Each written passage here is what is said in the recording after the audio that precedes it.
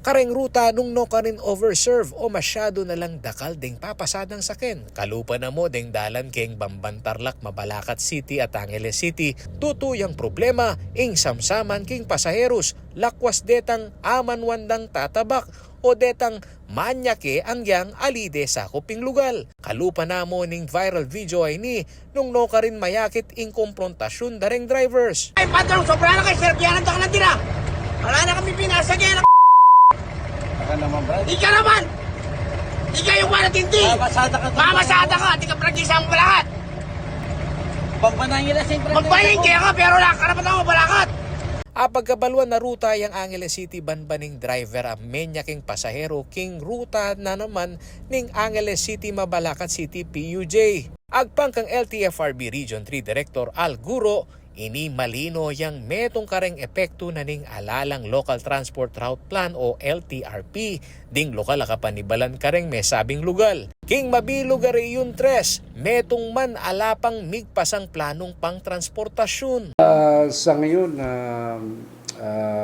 based on our records, wala pang na-approve o wala pang ordinansa or memo circular na natapos na yung local public transport route plan ng ating mga local government unit. Pero ito po ay aking susuriin kung ano po, saan po ang kakulangan ng ating mga local government unit, kung bakit po hindi pa natapos yung kanilang local public transport route plan. Dagdag na pang Direktor Guro, maluwat neng mibya kareng LGU ing obligasyon na gawang route plan king karelang lugal.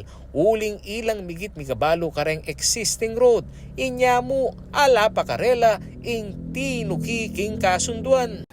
So nagkaroon tayo ng joint memorandum circular between DILG and DOTR na binigay po sa ating local government unit ang pag-rationalize o pag-establish o pag-create ng lahat ng mga ruta na kanilang under their jurisdictions. So, meron tayong local public transport route plan na gagawin sana ng ating mga local government unit na para malaman kung saan ipapadaan yung ating mga sasakyan, saan yung hindi saturated, saan yung developmental routes. King eksplanasyon ng Direktor Guro, maulagaying route plan na ini. Inikanu ing mamya sistema kareng mass transportation system nung no ka rin la dapat dadalan at manya ke pasaheros ituturan ing kabiyayan daring balang metong kareng drivers. Ken pamo kanong mabilog sa Central Luzon nung no ka rin peka mass transport lareng jeep ating ng 422 a ruta. Deni kanu ding dapat asamasan bangkanitang ela salabat a ruta ding pampasaherong sakit. Ako yung kaya kayong Tolasuyo Paulo G. Santos, ating pusong makabalen.